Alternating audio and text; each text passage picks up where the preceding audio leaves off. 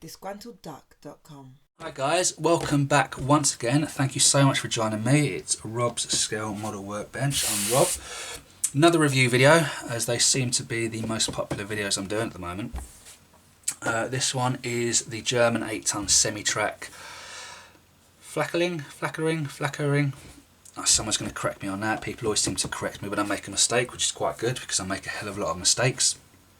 This guy, I'm always going on about how excited I am for things, but this one is one of the most exciting ones, simply because it brings back so many memories, and that's one of the reasons I'm into this again, this modelling thing. It's some of the nostalgia.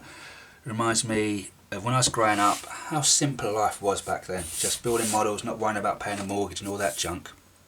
So this guy, don't know if you guys, if you're British, you might remember it of a certain age, Beatty's model shops, and I used to go to one in Croydon, and I remember when this came out and it fascinated me because I'd not seen anything with the white snow camouflage. I'd not seen guys in the little snow outfits before, in the winter uniforms, and I thought this was incredible. Now this guy is pretty similar to the troop carrier. They do the 8-ton troop carrier that you can strap the 80mm gun on the back of. Except that guy costs about 50 quid, this guy is under 20 quid. It's absolutely insane, the price difference, and the kit's very similar in that regard. The back's different, but the front of this is very similar. So let's have a little butchers of what we've got inside the box. Now I've actually been building one of these over the last year or so, and I've been using photo etch parts and everything, and it's one of those real slow burners that I go back to because photo etch can really do my head in, so I don't try and overdo it because it just kills my passion. So first off, we've got our little fellas. Now I'm not going to use them on this build, however I do want to use them. I have an idea for a little diorama that I think these guys will fit perfectly into, and that's going to be one of those ones that I'm going to come to in the not too distant future, obviously. I'm not really a fay with dioramas, it's not something I've done, so this will be one of the first. So toss up between this one and that little tent set of what I do first. Painting figures as well is something that I'm just not comfortable with. I used to paint minis back in the day, but with them being fantasy, you can take a lot more liberties with them, and especially painting faces and skin tones, something I want to learn, and I think these will be a good way to do that as there isn't too much exposed flesh. So yeah, we've got a nice set of figures. There's something with white plastic, always seems quite brittle. I don't know what it is. I don't know. I don't know when they add the colour, it seems to make the plastic a bit more manageable. But yeah, they're the figures.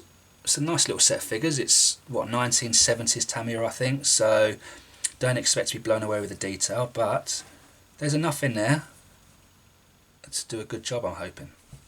So that's our first sprue. Alright, our next sprue is this one. So we've got the main body, we've got some seats, we've got our side panels, and we've got our roof. We've also got the base of our gun. Now as I'm building, I bought a few of these little Flakvierling guns, these, what was it, 2.2cm anti-aircraft guns. So I built one on the mobile wagon, I built one on its own, and I've got the other one on the other version of this. So I think I actually want to do something a little bit different with this guy.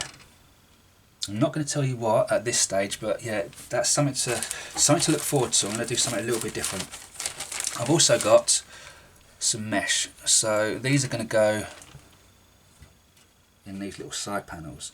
Now this is great. The last kit I bought, this wasn't included, didn't have this in it, it just wasn't in there, which was lucky I had the photo etch kit because it supplies the metal parts for it, but otherwise I would have been a bit screwed, to be honest. Alright, so that's the second sprue. Give you a little, going a little bit close, you can see nice detailed metal there. That's going to look great. Worn away metal, it's going to look absolutely awesome. I think we're going to do, for a kit that cost me I think about £17, I think it's going to look flaming awesome when we're finished with it.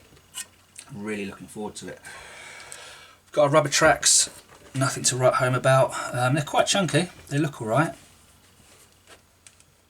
we'll see what we can do with them. It's the same as on the other half track, the Hannah mag. So we're going to tuck these guys in a little bit. So that's going to be interesting. We've worked with they're not too much flex in them. They're quite tough. We've worked with rubber tracks for a long time now, so we're not bothered about them. And there's no way on a £17 kit I'm going to go out and buy 30 or £40 metal tracks. It's just not going to happen. So let's move on to our next bag of goodies. So as you can tell, it's an older kit. We've got our little rubber poly caps. So we've got those regular hollow ones. They're going to be, I'm assuming, for our wheels. But then we've got these little end caps that are going to go on our track wheels. I don't like these, I'm going to be honest. They're the one thing I'm just not massively keen on. I prefer the plastic ones. I prefer when you put the poly caps inside the track wheels and then you seal it off, or they've got a stopper on already. Yeah, I find they're a very different rubber or plastic from the tracks. They're a very different plastic from the main parts, and they just don't hold paint that well. But beggars can't be choosers, so I'm not going to put up too much of a fight on that one. Also got a selection of decals. As you can see, we've got tons of different registration numbers. We've got tons of unit numbers, emblems. So we're going to have a lot of stuff we can do with there, a lot of variation.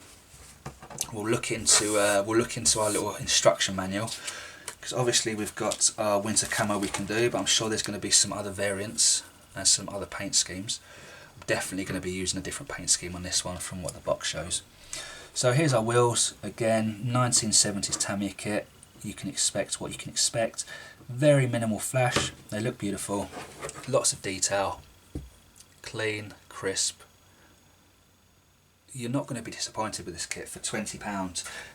There's a lot of model making in it, and yeah, it is really, I can't see many faults at all with it. So we've got the main lower chassis. It's got part of our engine pre-moulded in the underneath, so there's no real details. We've got a couple of nice chunky bits here we're going to have to trim off and clean up from the casting process on the side as well, you can see. But again, a nice solid piece of kit. Yeah, nice solid piece of kit. It's going to look lovely.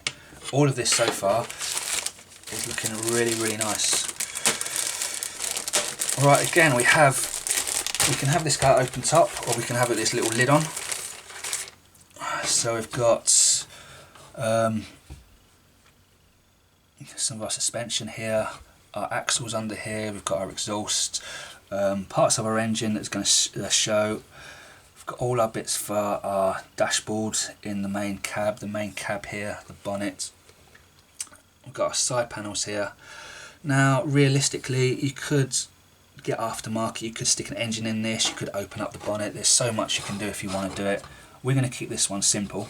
I don't know how out of the box it's going to be. I'm going to add a few bits, but I'm not going to stress with aftermarket parts on this one, because I've done that on another one. I just want to build this one purely for fun.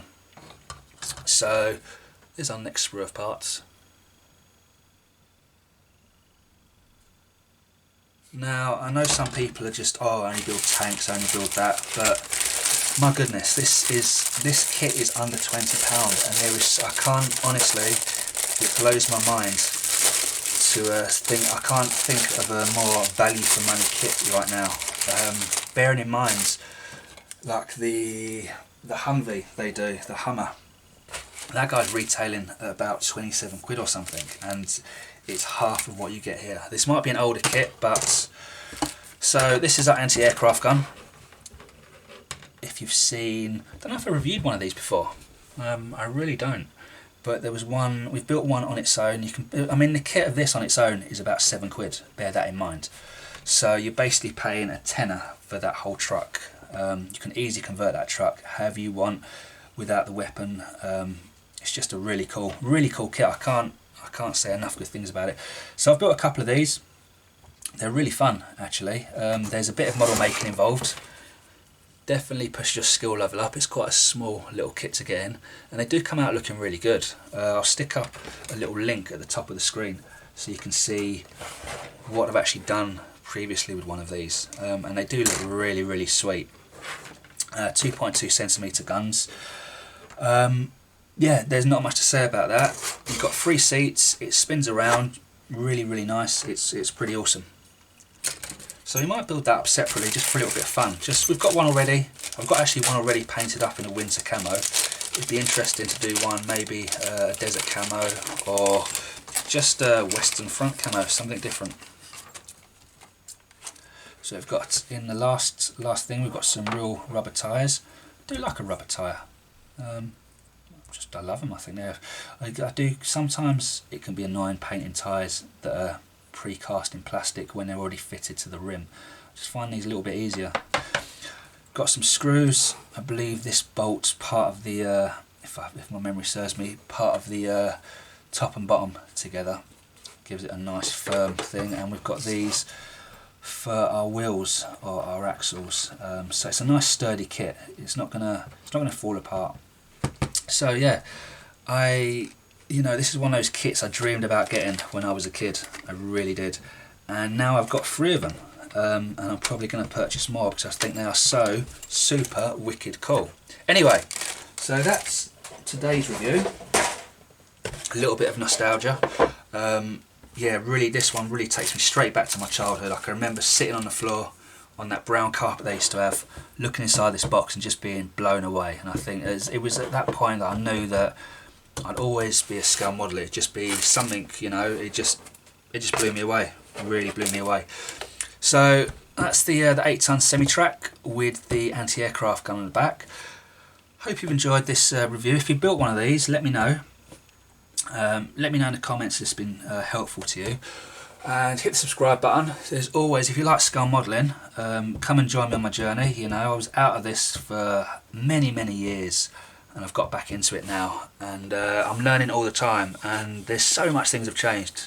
What we used to do back in the 80s and 90s, and some of the stuff available now and what you can do is it's mind-blowing. So yeah, until next time, happy modelling, and take it easy, guys. Don't forget to hit the subscribe button, give the video a thumbs up and leave a comment.